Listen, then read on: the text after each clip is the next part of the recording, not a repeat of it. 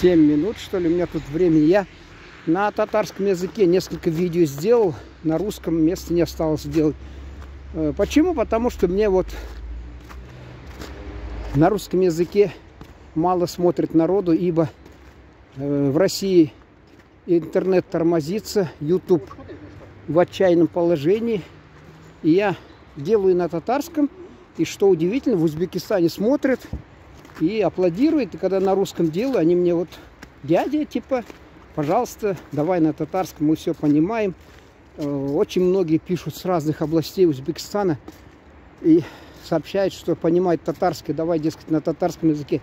Русский язык народ уже не знает, да, там уже все, поэтому и хорошо, вот там народ с интересом относится, видимо, ну, они, многие едут сюда работать, и, видимо, их интересует то, что я рассказываю про республику нашу, про Татарстан, чтобы узнать, какие отношения, взаимоотношения между людьми, между национальностями, что связано с работой, и много их интересует.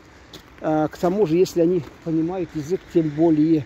Я бы, например, с удовольствием тоже бы смотрел бы видео и там мотал бы себе на ус, прежде чем какую-то в республику ехать, допустим, на тот же Сахалин. Вот я в это время, вот в эти дни, помнится, на 5-м курсе университета ездил на Сахалин, и помню, как я прилетел, как я там осваивался. Очень тоскливо было, хотя в некотором смысле было так романтично, но когда я уезжал, мне очень тяжело было, я понял, как засасывает этот остров. То же самое вот я брал в литературу, то есть это не знал, взял Чехова, «Остров Сахалин» почитал, взял газеты, там «Совет Сахалин» в нашей библиотеке на журфаке, потому что хотел иметь представление. Вот они тоже, видимо, хотят ознакомиться, как народ здесь живет. И вот они мне тут рассказывали, один вот подъезды мыл, мужик, он рассказывает, говорит, очень много татар, я понимаю татарский, почему? Значит, там татары на своем языке, видно, разговаривают, и они вынуждены их слушать, и таким образом осваивают язык. И вот он говорит, я говорю, молодежь, что ли? Ты же говоришь, с работы плохо. У нас, говорит, работа-то есть, платит очень мало. И вот он как раз сказал о том, что очень много татар, но они пенсионеры, они когда-то работали, никуда не уехали, так и остались, уже обвыклись там, привыкли. Но мне тоже, вот я знаю, положим, я в детстве ездил и где-то поллета почти жил в Кишлаке. Там был природный газ, там был лимонадный цех, там был мороженый цех, там асфальт. И мы там на стадионе играли, все, с нами занимались. И было все замечательно, как в раю жили. Газ даже природный, и баня топился. Их там бабушки-то наши троюродные, дочь приезжала, когда брат мой на «Жигулях» в райцентр ехал, вез ее, а там где-то на полпути асфальт кончался. Она говорила, ничего, говорит, лет через 20 или там 10 приеду, будет асфальт. С тех пор и тети уже нет на свете, и много лет прошло, асфальта там до сих пор нет. Как говорят, авось и ныне там. Так вот, в общем-то, так выходит у нас, что... А они вот, когда я видео делал в парке, то сказал об этом, что тогда я ездил, маленький был, в Узбекистане жил, было все это. Они пишут, сейчас приезжай, сейчас ничего, дескать, нету. Ничего уже нету, и работы, ничего. А тогда, ну, работа, конечно, каторжная была. Рассказывали наши родственники, что они в Узбекистане хлопок собирали до 7 ноября, дети учились, не учились в школе, а собирали хлопок, там все изранены руки, что магазины закрывались, все буквально, все ушли на фронт, как говорится.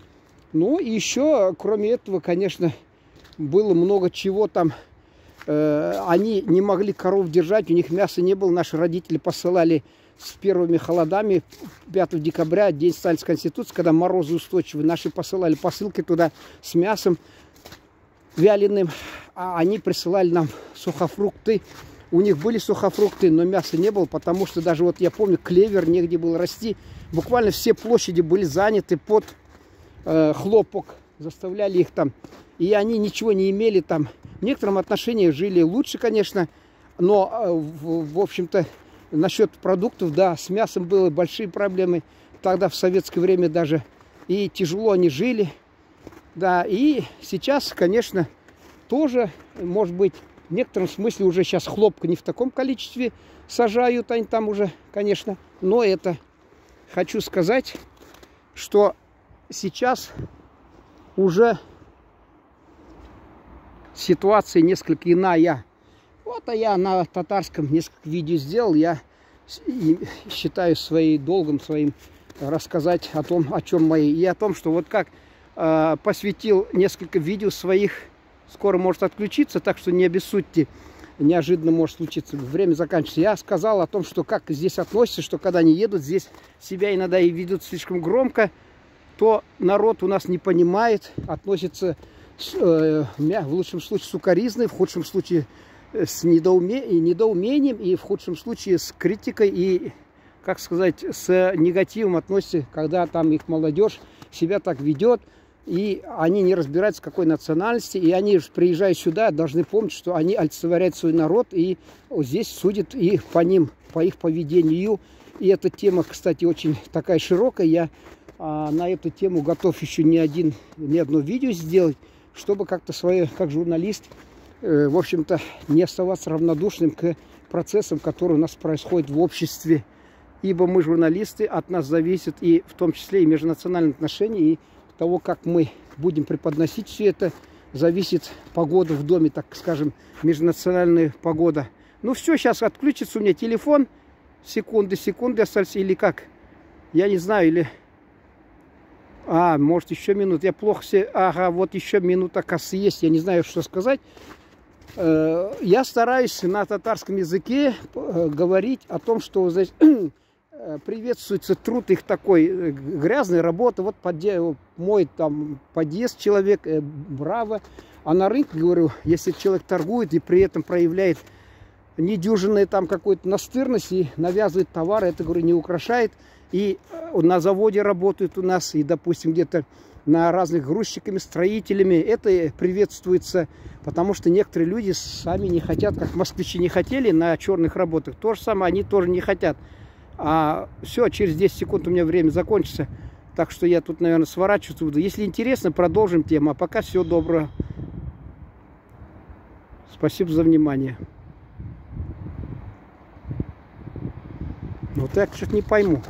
Мне вот плохо видно тут.